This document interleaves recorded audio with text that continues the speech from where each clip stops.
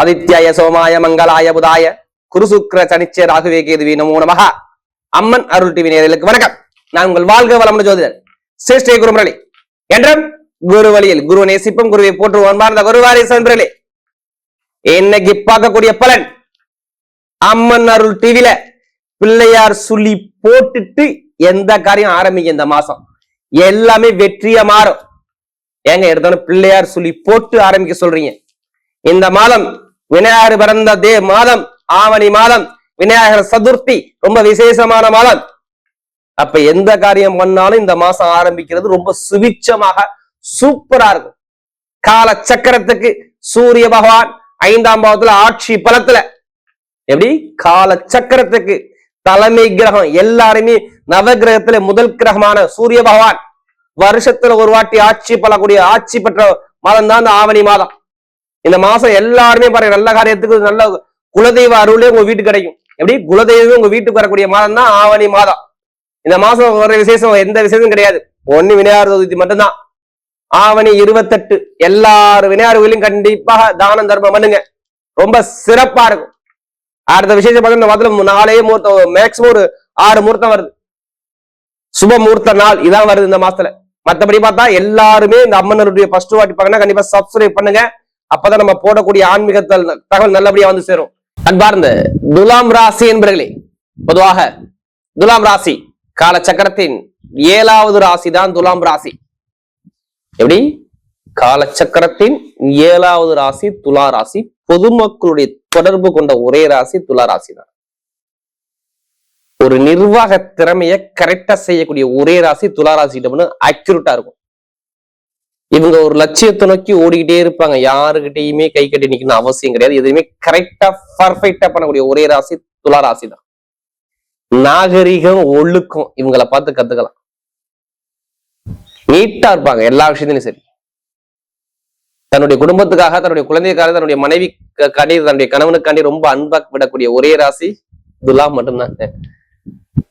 இங்க சனி பகவான் உச்சங்க, தன்மானம், நல்லா உழைக்கக்கூடிய திறமை எல்லாமே நிறைய இருக்குங்க. அப்படிப்பட்ட துலா ராசி அன்பர்களுக்கு வரக்கூடிய ஆவணி மாசம் என்னென்ன யோகம் இருக்குது அதுக்கான ஒரு பதிவு தான் இது.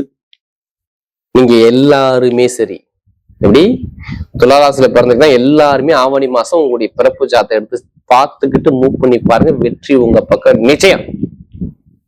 இப்ப கிரகம் பார்ப்போம், உங்க ராசில இருந்து பாருங்க, ஸ்ட்ரெயிட்டா 5ஆம் இடத்துல ராகு பகவான், 6ஆம் இடத்துல சனி பகவான், அடுத்து 9ஆம் இடத்துல யாருங்க, கரெக்டா செவ்வாய் பகவான், 10ஆம் இடத்துல பாவியான 10ஆம் இடத்துல பாத்தீங்கன்னா குரு பகவான் வேலை செய்யறாரு. அடுத்து பாத்தீங்கன்னா உங்களுக்கு 11ஆம் இடத்துல சூரிய பகவான், புதன் பகவான், கேது பகவான், ஒரு 3 கிரகம் ஒரே இடத்துல. 12ஆம் இடத்துல சுக்கிர பகவான் இருக்கிறார். 2 கிரக பயிற்சி இந்த மாசத்துல வருது. நம்பர் 1 புதன் வந்து உச்சமாகக்கூடிய நாள் ஆவணி 20, ஆவணி 17 உங்க ராசிக்கு வரக்கூடிய நாள் சுக்கிர பகவான் உங்க ராசிக்கு மட்டும் வந்துட்டாரு. செம்ம யோகம் இருக்கு. இப்பவே அவர் 12ஆம் இடத்துல இருக்கணும், நல்ல யோகத்தை கொடுக்கதான் பார்ப்பாரு. ஜாதகத்துல தசாபுத்தி சரியில்லைன்னா வேலை உத்தியோகத்துல பிரேக் கொடுத்துருவாரு. நீங்க எடுத்து பார்த்துக்க, செக் பண்ணியே பார்த்து. நீங்க எத்தனை பேர் துளாராசி இருந்தாலும் சரி, நல்ல வேலை மட்டும் இருக்கா மட்டும் கேட்டு பாருங்க. கண்டிப்பா வேலையை 2 மாசம் நீங்க மாத்திருப்பீங்க பாருங்க. 2 மாசம் 3 மாசம் வேலை போயிருக்கும், வேலையாடி தேடிக்கிட்டு இருப்பீங்க, நிறைய வேலைக்காடி முயற்சி பண்ணி பார்ப்பீங்க. இதை நான் ஏன் சொல்றேன்னா, அந்த அளவுக்கு கஷ்டத்தை பார்த்தாங்க. எடுக்கக்கூடிய முயற்சி, கடன், பகை, வம்பு, வழக்கு, கோர்ட்டு கேஸ், ஏதாச்சும் ஒரு தடங்களை பார்த்தது யாருன்னா கண்டிப்பா துளாராசி இருக்கும். ஏன்னா அந்த அளவுக்கு சிரமத்தை பார்த்தாங்க. வருமானம் இல்ல, பொருளாதாரம் இல்ல, வேலை உத்தியோகம் இல்ல, எல்லாமே ஒரு குழப்பத்துக்கு போனது யாருன்னா துளாராசிக்காரங்க. ரொம்ப ஒரு சிறப்பான ஒரு அமைப்பை பார்க்க முடியல. அதே மாதிரி படிப்பு கல்வியும் பாருங்க ஒரு மந்தமா இருக்கும். ஏன்னா குரு யாருக்கு நல்லா இல்லையோ, சகோதர உறவு, தாய் மாமா உறவு, ஒரு குடும்பத்துல குழந்தைகளுக்கு இல்ல குழந்தை தாமதமாக திருமண வாழ்க்கை ஒரு குழப்பத்தை பார்க்கறது எல்லாமே பாருங்க துளாராசி கண்டிப்பா. ஏன்னா 7 கூட 8ஆம் இடத்துக்கு போய் செவ்வாய் இருந்தாரு, அதனால சொல்றேன். ஏன்னா நிறைய ஜாதகம் யாரும் துளாராசிக்காரங்க. இப்ப எல்லாமே ஏன் மாற போகுது தெரியுமா? ஒரே விஷயம், ஒரு ராசி சுக்கிரன் வரக்கூடாது. இப்ப பாருங்க வேலை கிடைக்கும், வேலை உத்தியோகம் கிடைச்சிரும் பாருங்க. ஏன் வேலை உத்தியோகம் கிடைக்கும்? ஒரே விஷயம், என்ன காரணம்? 6ஆம் இடத்தை யாரு பாக்குறது? சுக்கிரபான் பாக்குறாரா? 12ஆம் இடத்துல மகாலட்சுமி யோகமாகி நேரா சனி பகவானை பாக்குறாரு. சரி, வீடு கொடுத்த அதிபதி யாரு? வீடு கொடுத்த அதிபதி குரு உச்சத்துல, சனி போகக்கூடிய நட்சத்திரம் புதனுடைய சாரத்துல. எப்படி வேலைக்கார அதிபதி புதனோட சாரத்துல, அந்த புதன் 11ஆம் இடத்துல லாபத்துல உட்காந்துருக்காரு. சுக்கிரவான் நேர வேலை ஸ்தானத்தை பாக்குறாரு இருப்பாரு. அப்ப வேலையை கொடுப்பாரா கொடுக்க மாட்டாரா? மெயினா வெளிநாட்டுல வேலை பார்க்கறவங்க, வெளியூர்ல வேலை பார்க்குற அனைவருக்கு ப்ரொமோஷன் தேடி வரும் சொல்லிருங்க. ஏன்னா அந்த அளவுக்கு வேலை உத்தியோகத்துல அரசாங்க வேலை, அரசு மூலம் அனுகூலம் கண்டிப்பா உண்டு. அரசாங்க வருமானம் வீட்டுக்குள்ள வந்தே தரும். அரசாங்க வேலை கிடைக்கிறாங்கன்னா அரசாங்க வேலை இப்ப கிடைச்சிரும். புத்திகரன், அறிவுக்கரன், பாக்கியாதிபதியான புதன் சூரியோட சேர்ந்து இருப்பதால் அங்க அரசாங்க வேலை வரப்போது எந்த எக்ஸாம்ல நீங்க பாஸ் பண்ணிடுவீங்க. நான் சொல்ற மாணவர்களும் படிப்புகள் நல்லா இருக்கும், அரசாங்க வேலையை முயற்சி பண்ணி சொல்லுவாங்க, எந்த ஒரு தரங்களும் வராது, வருமானம் குறைய இருக்காது. இதுக்கு முன்னாடி வருமானம் இல்லை, இப்ப வருமானத்தை கொடுப்பாரு. வருமான ஸ்தானாதிபதி 9ஆம் இடத்துல பாக்கியஸ்தானத்துல போய் 5ஆம் வீட்டு அதிபதி சாரத்துல ராகுடைய நட்சத்திரத்துல போறதால் வருமானத்துக்கு எந்த ஒரு குறைய இருக்காது. கடன் எவ்வளவு சுமை வந்தாலும் அந்த கடனை அடைச்சிருவீங்க. அதுக்கான சான்ஸ் நிறைய இருக்குது. எடுக்கக்கூடிய முயற்சியா சூப்பரா இருக்கும். படிப்பு கல்வித்துறை நல்லா இருக்கும். மெயினா கல்வித்துறை, எழுத்துத்துறை, கணித்துறை எல்லாம் சூப்பரா இருக்கும் பாரு. நிறைய பேர் வீடு வாங்கணும், இடம் வாங்கணும், வண்டி வாங்கணும், வாகனம் வாங்கணும், இதை வாங்கிதான் ஆகணும். ஏன்னா 4ஆம் வீட்டு அதிபதியா யாரு சுக்கிரபான் பார்ப்பதால் இன்னும் சொல்ல போனா கரெக்டா அக்யூரேட்டா சொன்னா ஆவணி மாசம் 17ஆம் தேதிக்கு அப்புறம் வீட்டு நல்லா வீடோ, இடமோ, பூமியோ, வண்டியோ, வாகனமோ, இல்ல திருமணமோ ஏதோ ஒரு விஷயம் நடக்க போகுது. திருமண வாழ்க்கை எந்த ஒரு குழப்பம் நான் சொல்ல மாட்டேன். ஏன்னா திருமண வாழ்க்கை செம்ம சூப்பரா இந்த ஆவணி மாசத்துல உங்களுக்கு சூப்பரா இருக்கும். நினைச்ச இடத்துல பொண்ணு வரும், நினைச்ச இடத்துல மாப்பிள்ள வரும். நோட் பண்ணி வச்சுக்கோங்க. குழந்தை பாக்கியும் திருமணத்துக்கு எந்த ஒரு தடங்களும் சொல்ல முடியாது. அந்த அளவுக்கு கிரக அமைப்பு நல்ல ஒரு துளராசிக்கு செம்ம லக்கா இருக்கு பார்த்தது. ஏன்னா அந்த அளவுக்கு கிரகம் நல்லா இருக்கு, அதனால சொல்றேன். ஏன்னா இன்னும் உங்க ராசியை சொல்லல, ஆவணி 17 உங்க ராசிக்கு எப்ப இந்த சுக்கிரன் வந்து உள்ள என்றாகிறாரோ செலவு இருக்காது, வருமான சேமிப்பு இருக்கும். எவ்வளவு பெரிய கடன் வந்தாலும் கடனை பேஸ் பண்ணி வெளில வந்துருவீங்க. சொந்த வீட்டுக்கு வராருங்க, திருமண வாழ்க்கையில் தரங்களும் சரியாரும். புதுசா தொழில் பண்ணக்கூடிய ஜாதக தொழில் பண்ணி பாருங்க, சூப்பரா இருக்கும். மெயினா துளாராசி இரும்பு துறையில எத்தனை இருக்கீங்க, இரும்பு சம்பந்தப்பட்ட துறை எல்லாமே நல்லா இருக்கும். அடுத்து கலைத்துறை, அடுத்து கம்ப்யூட்டர் சார்ந்த துறையில இருக்கீங்கல்ல, அது நல்லா இருக்கும். இதையும் தாண்டி நான் ஓப்பனா சொல்றேன், ஐடிஐ ஃபீல்டு நல்லா இருக்கும், எழுத்துத்துறை நல்லா இருக்கும், உணவுத்துறை நல்லா இருக்கும், கலைத்துறை நல்லா இருக்கும். இது எல்லாமே நல்ல ஒரு இயங்க போது பாருங்க. இப்ப எடுங்க லாட்டரி சீட்டை. ஏன் லாட்டரி எடுக்க சொல்றேன் தெரியுமா? ஒரு ஆதாரத்தோட சொல்றேன். 5ஆம் வீட்டு சனி பகவான இந்த சுக்கிர பகவான் நேரா பார்ப்பதால், நல்லா பாருங்க, சுக்கிர பகவான் பார்ப்பதால் லாட்டரி யோகம் கண்டிப்பா வேலை செய்யும். ஏன்னா சுக்கிரன் நிக்கக்கூடிய நட்சத்திரம் சித்திரையில போவார். எப்படி? அஸ்தம் சித்திரை. சித்திரை செவ்வாய் நட்சத்திரம். எங்களுக்கு வருமானத்தை காட்டுறதே இந்த செவ்வாய் பகவான் தான். வீடு கொடுத்தாது 9ஆம் இடத்துல பலமா உட்காந்துருக்காரு. அடுத்து 5ஆம் வீட்டு சனி பகவான் புதனுடைய நட்சத்திரத்துல எப்படி 11ஆம் வீட்டு சாரத்துல நிற்பதால் இங்க லாட்டரி யோகம் இருக்குது. இதுதான் காரணம், வேற ஒண்ணும் கிடையாது. நீங்க என்ன பண்ண தெரியுமா? உங்க ஜாதகத்துல எந்த நம்பரு லக்கியான நம்பரும் பார்க்கணும்.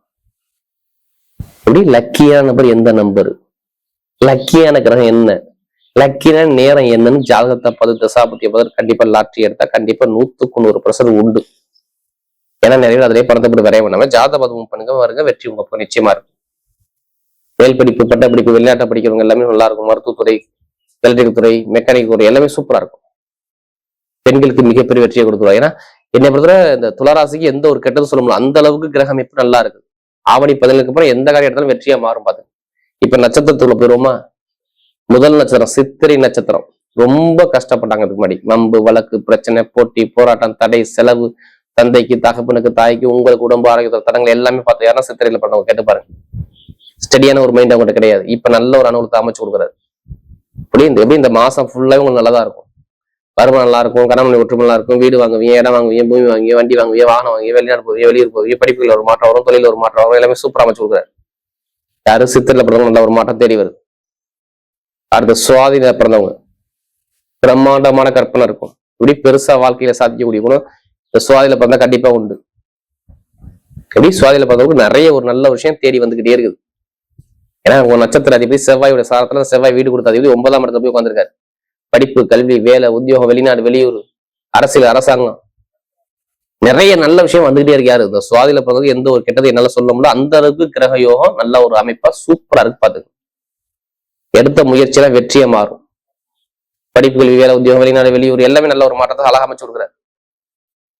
அடுத்து பாத்தீங்கன்னா சுவாதிக்கு அப்புறம் பாத்தீங்கன்னா விசாகனத்துல பிறந்தவங்க ஒரு பொறுமையான குணம், அமைதியான குணம், அனுசரிச்சு போகணும், தன்மையான குணம், ஒழுக்கமான குணம், நாகரீகமான குணம் நிறைய இருக்கு விசாகத்துல பிறந்தவங்க. இனிமேதான் உங்களுக்கு நல்ல நேரமே நெருங்குது. இது மாதிரி கிடையவே கிடையாது. குரு நிக்கக்கூடிய நட்சத்திரம் எப்படி? விசாகத்துடைய அதிபதி குரு பகவான் நிற்கக்கூடிய நட்சத்திரம் புதனுடைய சாரத்துல போறதால் அந்த புதன் வீடு கொடுத்த அதிபதி 11ஆம் இடத்துல லாபத்துல இருப்பதால் அரசாங்க வேலை வரப்போதுன்னு அர்த்தம். அரசியல் நல்லா இருக்குன்னு சொல்லணும். பெருங்கொண்ட பணம் கிடைக்க போதுன்னு அர்த்தம். வேலை ஒத்துதல ப்ரொமோஷன் வரப்போதுன்னு அர்த்தம். ஏன்னா ரொம்ப கஷ்டப்பட்டீங்க, இனிமே கஷ்டம் வராது. நல்ல வேலை கிடைக்கும், உத்தியோகம் இருக்கும், உடம்பு ஆரோக்கியம் நல்லா இருக்கும், வெளிநாடு போவீங்க, வெளியூர் போவீங்க, படிப்புகளில் ஒரு மாற்றம் ஆவீங்க, தொழிலில் ஒரு மாற்றம், எல்லாமே தேடி வருது. யாரு விசாகத்துல போறதுக்கு நல்ல ஒரு மாற்றம் கண்டிப்பா உண்டு. தைரியமா இறங்கி அடிங்க, உங்க பக்கம் வெற்றி நிச்சயமா வரும். ஏன்னா விசாகத்துக்கு இனிமே தான் கொஞ்சம் கொஞ்சமா உங்களுடைய பிரச்சனை குறையுதுங்க. அதனால சொல்றேன். ஆசிரியர் வேலை பாக்குறீங்களா, கலைத்துறை இருக்கீங்களா, இசைத்துறையில இருக்கீங்களா, எல்லாமே துறை, பேங்க்ல வேலை பாக்குறீங்க, எல்லாத்துக்கும் நல்ல ஒரு மாற்றம் கண்டிப்பா உண்டு. வரக்கூடிய ஆவணி மாத பலன் துலா ராசியை பொறுத்தவரை மிக பெரிய ஒரு ஜாக்பாட் யோகமாகவே அமைகிறது.